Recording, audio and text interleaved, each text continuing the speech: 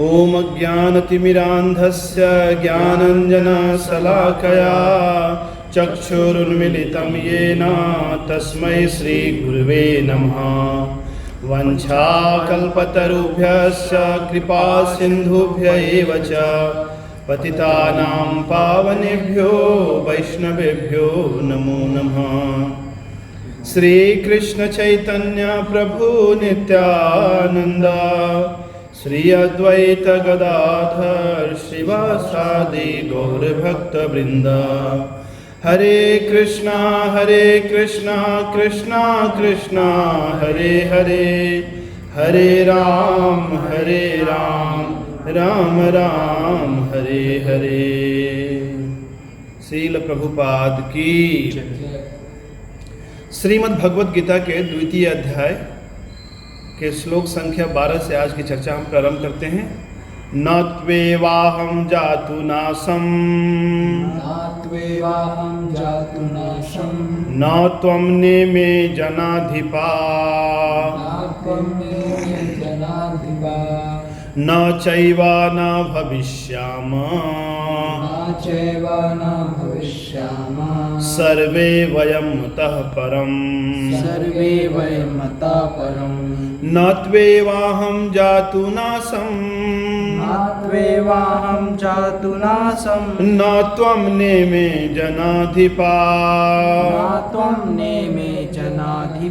न चैवा न भविष्यामः सर्वे वयमतः परम्। न त्वेवाहं जातु नासं न त्वं नेमे जनाधिपा न चैवा न भविष्यामः सर्वे वयमतः परम्। भगवान ने श्लोक संख्या 11 से अर्जुन को आत्मज्ञान देना प्रारंभ किए। भगवान ने इसके पहले डांटा था अर्जुन को, लेकिन 11वें श्लोक में भगवान ने कहा था अस्वच्छान अनुशोचस्त्वं प्रज्ञावदांश्च भाससे गता सुन अगता सुयंश्च नानु शोचन्ति पंडिता। कि हे अर्जुन, जो शोक करने योग्य नहीं है उसके लिए तुम शोक कर रहे हो, लेकिन विद्वतापूर्ण बातें कर रहे हो। प्रज्ञावदांश्च भाससे, क्योंकि जो सही मायने में विद्वान है, पंडित गण हैं, वे न तो जीवित व्यक्ति के लिए शोक करते हैं न मृत व्यक्ति के लिए शोक करते हैं। अब अर्जुन को भगवान यह बताते हैं शोक क्यों नहीं करना चाहिए। यानी जो भी जीवन में दुख है, संताप है, चाहे शारीरिक क्लेश हो चाहे मानसिक क्लेश हो, इसके मूल में अज्ञानता है। यानी जब तक हम भौतिक दृष्टिकोण रखते हैं अपने जीवन में, तब तक व्यक्ति के जीवन में दुख छाया की तरह उसका पीछा करता है। यानी जीवन में आध्यात्मिक दृष्टिकोण को रखना अत्यंत आवश्यक है। यदि कोई व्यक्ति समस्त प्रकार के दुखों से निवृत्त होना चाहता है, तो भगवान एक कुशल चिकित्सक की भांति जैसे रोग का जो मूल है उस मूल का उपचार करते हैं। और भगवान इस द्वितीय अध्याय में अधिक से अधिक आत्म तत्व का ज्ञान देते हैं, क्योंकि यह बेसिक फंडामेंटल नॉलेज आध्यात्मिक विज्ञान में ABCD है। जब तक व्यक्ति को इस ज्ञान की कोई अनुभूति नहीं, इस ज्ञान की कोई प्रतिभिज्ञा नहीं, वो आध्यात्मिक सत्य को नहीं समझ सकता। इसलिए भगवान ने अधिक श्लोक इस बात को समझाने के लिए बोला है कि मैं शरीर नहीं, हम शरीर नहीं है, हम आत्मा हैं। इस श्लोक में 12वें श्लोक में भगवान कहते हैं न त्वे, ऐसा नहीं है, जातु नासम, जातु यानी किसी काल में। हे अर्जुन, यहाँ पर भगवान कहते हैं कि ऐसा नहीं है कि मैं नहीं था। आसम भूतकाल के बात को व्यक्त करने के लिए प्रयुक्त किया जाता है। तो न त्वे वाहम जातु नासम न त्वम, और ऐसा नहीं था कि तुम नहीं थे। नेमे यानी न इमे जनाधिपा, जना यानी मनुष्य और दीपा यानी कि उसके अधीन रहने वाले, यानी जिसके अधीन मनुष्य रहते हैं उसे राजा कहते हैं। तो ऐसा नहीं था कि मैं नहीं था, तुम नहीं थे और ये राजा लोग नहीं थे। न चैव, ऐसा भी नहीं कि न भविष्याम, कि हम सभी भविष्य में सर्वे यानी हम सभी वयमतः, सभी को सम्मिलित करके भगवान कहते हैं, और ऐसा नहीं होगा भविष्य में कि हम सब नहीं रहेंगे। यानी ऐसा किसी काल में नहीं हुआ कि मैं नहीं था, तुम नहीं थे, या राजागण नहीं थे, और भविष्य में ऐसा कभी नहीं होगा कि मैं नहीं रहूँगा, तुम नहीं रहोगे और ये राजा लोग नहीं रहेंगे। यानी कि हम सब हमेशा रहते हैं। यानी हम लोग भूतकाल में हम लोग थे, वर्तमान में तो हैं ही, और भविष्य में भी बने रहेंगे। तो तुम जिन स्वजनों के लिए शोक कर रहे हो, तो ऐसा नहीं कि ये स्वजन भविष्य में नहीं रहेंगे। जिनके प्रति तुम्हारे मन में स्नेह है वे लोग हमेशा रहते हैं, पहले भी थे, अभी भी हैं और आगे भी रहेंगे। पर हाँ, उनका शरीर नहीं रहेगा, क्योंकि शरीर नश्वर है, शरीर विनाशी है, शरीर को बचाया नहीं जा सकता। तुम युद्ध करो या ना करो, शरीर एक दिन समाप्त हो जाएगा, मिट जाएगा। लेकिन आत्मा अविनाशी है और आत्मा को मिटाया नहीं जा सकता। तो हम जिससे भी प्रेम करते हैं, क्या हम उसके शरीर से प्रेम करते हैं, उसकी आत्मा से? हाँ, भौतिक धरातल पे कोई बोल सकता है कि हम दोनों से प्रेम करते हैं, हमें शरीर भी चाहिए और आत्मा भी चाहिए। लेकिन आध्यात्मिक तल पे व्यक्ति जानता है कि शरीर बदलने वाला है। जैसे एक माँ अपने बच्चे से प्यार करे और ये सोचे कि नहीं, मेरा जो पुत्र है वो बालक ही रहे, इसका शरीर नहीं बदलना चाहिए, तो मुसीबत में पड़ जाएगी। क्योंकि प्रकृति के नियमानुसार वह बालक बालक नहीं रहेगा, बाल्यावस्था से युवावस्था में चला जाएगा, युवावस्था से प्रौढ़ावस्था में चला जाएगा, प्रौढ़ावस्था से वृद्धावस्था की ओर अग्रसर होगा। तो इसी बात को समझाने के लिए भगवान ने एक बहुत ही सुंदर उदाहरण दिया अगले श्लोक में। देहिनो अस्मिन् यथा देहे, देहिनो अस्मिन् यथा देहे, कौमारं यौवनं जरा, कौमारं यौवनं जरा, तथा देहांतर प्राप्ति, तथा देहांतर प्राप्ति, धीरस्तत्र न मुह्यति, धीरस्तत्र न मुह्यति। देहिनो यस्मिन् यथा देहे, देहिनो अस्मिन् यथा देहे, कौमारं यौवनं जरा, कौमारं यौवनं जरा, तथा देहांतर प्राप्ते, तथा देहांतर प्राप्ते, धीरस्तत्र न मुह्यति। धीरस्तत्र न मुह्यति। देही, देह में रहने वाले को देही कहते हैं। तो देही नो अस्मिन देहे, इस देह में, इस मनुष्य देह में, यथा जिस प्रकार, यानी देहधारी जीवात्मा, जिसे सरल भाषा में देही कहते हैं या शरीरी कहते हैं, जैसे कई अवस्थाओं से होकर गुजरता है। यहाँ पर 3 अवस्थाओं का वर्णन किया भगवान ने। कौमारम यानी कि बालकपन, यौवनम यानी कि युवावस्था, और जरा यानी वृद्धावस्था। तो जिस प्रकार आत्मा ऐसे कई अवस्थाओं से होकर गुजरती है, यानी ये सब क्या है, ये आत्मा के पड़ाव हैं। बाल्यावस्था, युवावस्था, प्रौढ़ावस्था, वृद्धावस्था। लेकिन आत्मा अवस्था से परे है, अवस्था अतीत है। जब कोई वृद्ध व्यक्ति है तो अपने बाल्यावस्था के बारे में भी जानता है, युवावस्था के बारे में भी जानता है, प्रौढ़ावस्था के बारे में भी जानता है। तो जो जानने वाला है और जो जाने जाने वाला है, इन दोनों में अंतर है। तो भगवान यहाँ कहते हैं कि जिस प्रकार देही देह के परिवर्तन को, कौमार अवस्था, युवावस्था और वृद्धावस्था को जानता है, तथा उसी प्रकार देहांतर प्राप्ति, देह का फिर अंतर होता है। यानी मृत्यु के समय देह नहीं रहता पर देही बना रहता है। जैसे जब बालक युवावस्था में पहुंच गया तो बालक का शरीर नहीं रहा, जैसे पुरुष के शरीर में मूछ दाढ़ी का आ जाना और भी कई प्रकार के परिवर्तन होते हैं, तो उससे पता चलता है कि अब बालक का शरीर नहीं रहा, उसके पास युवावस्था का शरीर आ गया। और युवावस्था का शरीर जब वृद्धावस्था में चला जाता है तो झुर्रियाँ पड़ जाती हैं, बाल सफ़ेद हो जाते हैं, दांत हिलने लगते हैं और गले में हमेशा कफ बना रहता है और भी शरीर में दर्द बना रहता है, चल नहीं पाते हैं। ये सब क्या वृद्धावस्था के लक्षण है। तो यद्यपि अवस्था में परिवर्तन हुआ लेकिन व्यक्ति में परिवर्तन नहीं हुआ। तो देहांतर प्राप्ति, देह के अंतर होने से धीरज तत्र न मुह्यति, जो बुद्धिमान व्यक्ति है मोहग्रस्त नहीं होता, क्योंकि वो जानता है कि मैं शरीर से पृथक हूँ। यदि मैं पृथक नहीं होता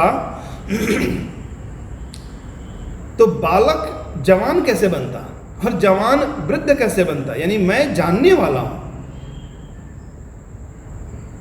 तो ऐसे परिवर्तन से मोहग्रस्त नहीं होने का मूल कारण यही है कि आत्मा का ज्ञान। कुछ लोग सोचते हैं कि आत्मा पहले शून्य में लीन थी, अभी आत्मा प्रकट हुई है और फिर शून्य में लीन हो जाएगी।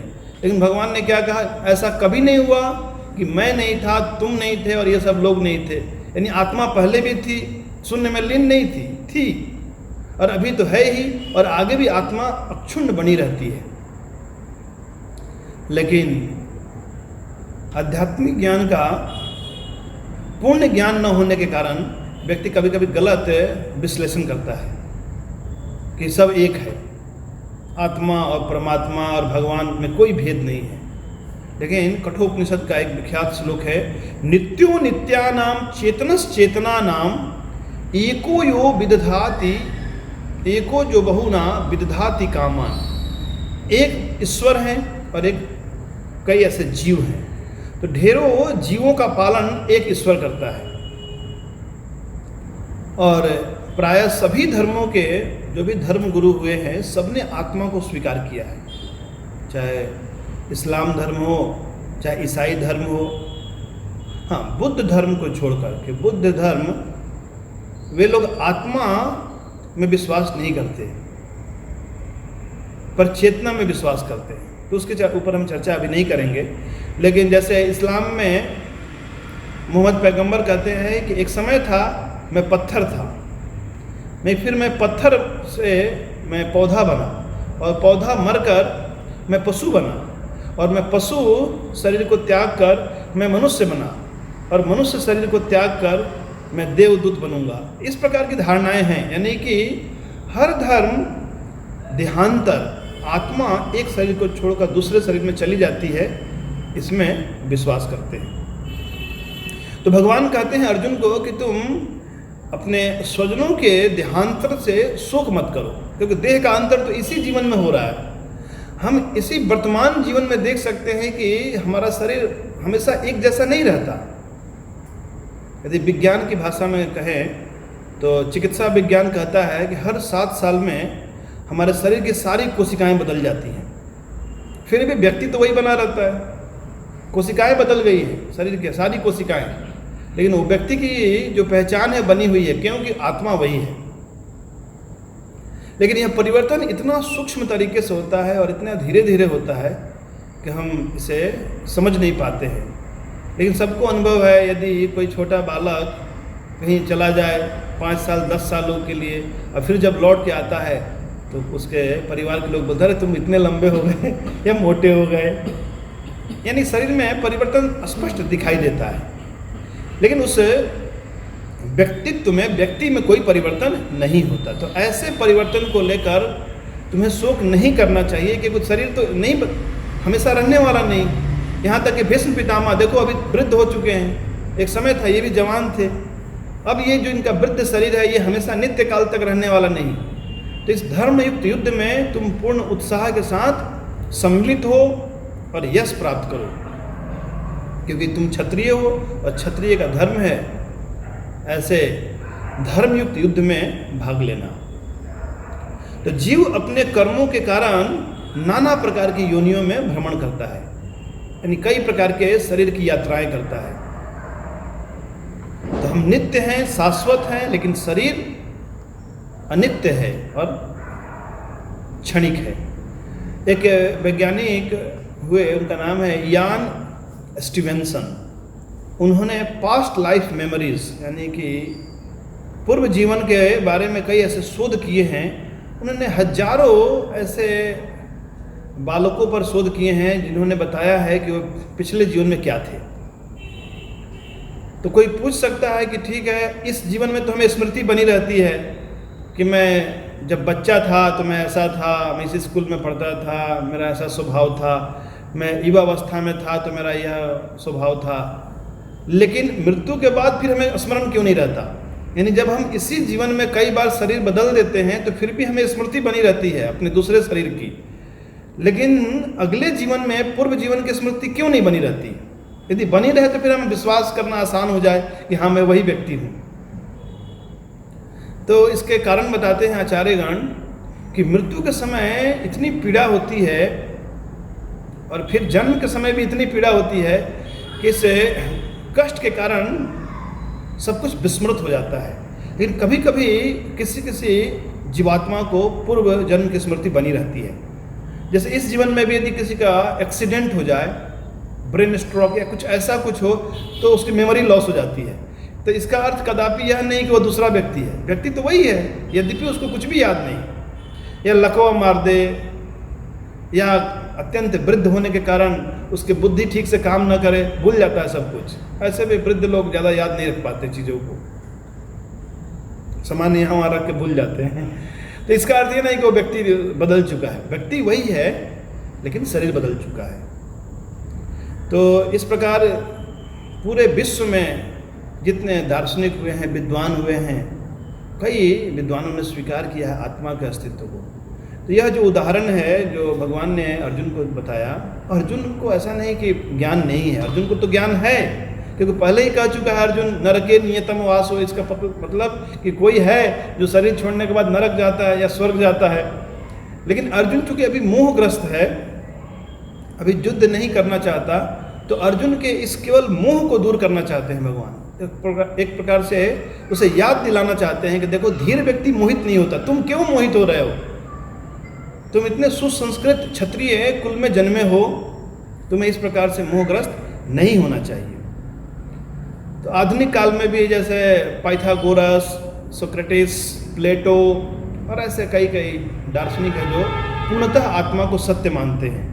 तो हमें उनसे प्रमाण नहीं जुटाना है, पर हम ये बताना चाहते हैं कि जो भगवद गीता में भगवान की जो वाणी है, ये तीनों कालों में सत्य है।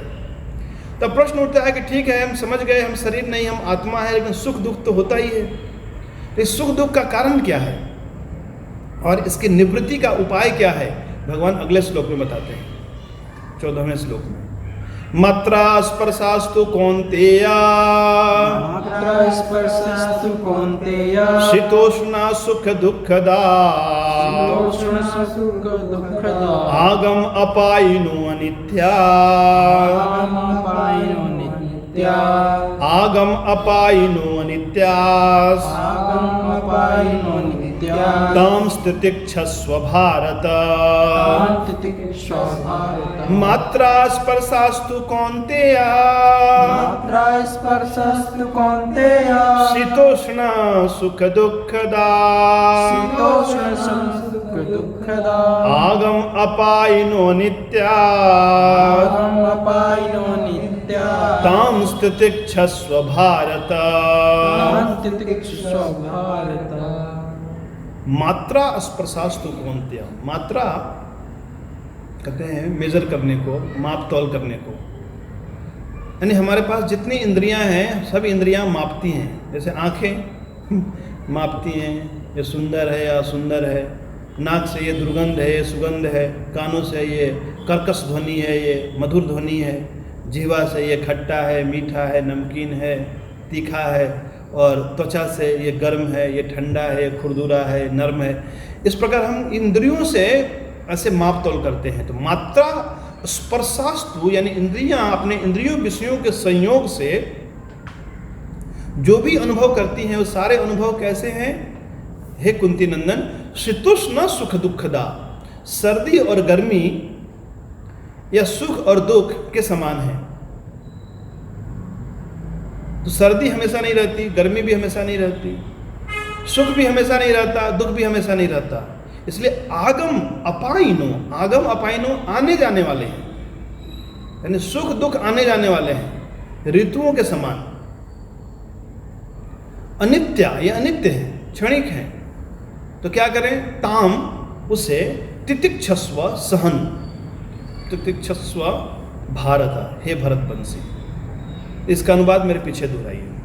हे भरतवंशी, हे भरतवंशी, हे कुंती नंदन, हे कुंती नंदन, सर्दी गर्मी, सर्दी गर्मी, सुख दुख, सुख दुख, ये इंद्रियों के, ये इंद्रियों के, उनके विषयों के संयोग से उत्पन्न होते हैं, उनके विषयों के संयोग से उत्पन्न तथा ये आने जाने वाले हैं, ये आने जाने वाले हैं, क्षणिक हैं, क्षणिक है। अतः उन्हें सहन करो, उन्हें सहन करो।